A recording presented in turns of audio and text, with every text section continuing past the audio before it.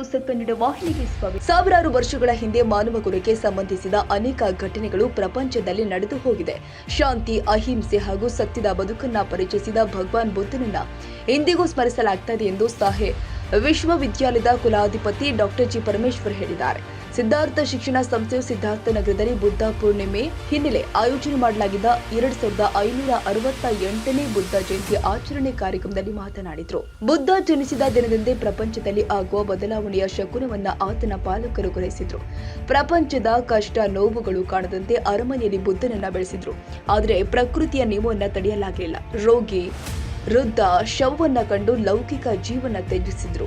ಪ್ರಪಂಚ ದುಃಖದಿಂದ ಕೂಡಿದೆ, ಇದಕ್ಕೆ ಆಸೆಯೇ ಮೂಲ ಕಾರಣ ಎಂಬುದನ್ನು ಗ್ರಹಿಸಿದ್ರು ಎಂದರು. ನನ್ನ ತಂದೆಯವರಾದ ಎಚ್.ಎಂ. ಗಂಗಾಧರಯ್ಯ ಅವರು ಪ್ರತಿದಿನ ಬೆಳಿಗ್ಗೆ 4 ಗಂಟೆಗೆ ಎದ್ದು ಬುದ್ಧನ ಕುರಿತ ಪುಸ್ತಕವನ್ನ ಓದ್ತಾ ಇದ್ರು. ಇದರ ಫಲವಾಗಿಯೇ ಸಿದ್ಧಾರ್ಥ ಶಿಕ್ಷಣ ಸಂಸ್ಥೆ ರೂಪುಗೊಂಡಿದೆ. ಬುದ್ಧನ ತತ್ವಗಳನ್ನ ಅರ್ಥ ಮಾಡಿಕೊಂಡು ಅದರ ಆಧಾರದ ಮೇಲೆ ಸಂಸ್ಥೆ ನಡೆಯಬೇಕು ಎಂಬುದು ಅವರ ಆಶಯ. ಬುದ್ಧನ ತತ್ವಗಳ ಮಾರ್ಗದಲ್ಲಿಯೇ ನಡೆಯುವಂತೆ ನಮಗೆ ಹೇಳಿದ್ದಾರೆ ಎಂದರು. ಪ್ರಪಂಚದಲ್ಲಿ ಬೌದ್ಧ ಧರ್ಮವನ್ನು ಅನುಸರಿಸುವವರು ಹೆಚ್ಚಿನ ಸಂಖ್ಯೆಯಲ್ಲಿದ್ದಾರೆ. ಭಾರತ ಬುದ್ಧ ಜನಿಸಿದ ನಾಡು. ಜಪಾನ್ ದೇಶದಲ್ಲಿ ಭಾರತದ ಕಡೆ ಕಾಲು ಚಾಚಿ ಮಲಗುವುದಿಲ್ಲ, ಅಗೌರವ ತೋರಿಸಿದಂತಾಗುತ್ತೆ ಎಂಬುದು ಅವರ ನಂಬಿಕೆ ಎಂದರು.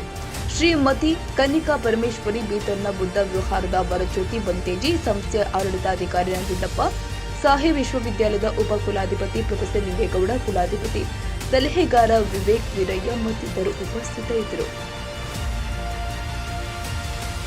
ತಾಜಾ ಸುದ್ದಿಗಾಗಿ ಎಂಟಿವಿ ನ್ಯೂಸ್ 24x7ಗೆ ಸಬ್ಸ್ಕ್ರೈಬ್ ಮಾಡಿ ಮತ್ತು ಬೆಲ್ ಐಕಾನ್ ಅನ್ನು ಒತ್ತಿ. ತಪ್ಪದೇ ಲಿಂಕ್ ಶೇರ್ ಮಾಡಿ.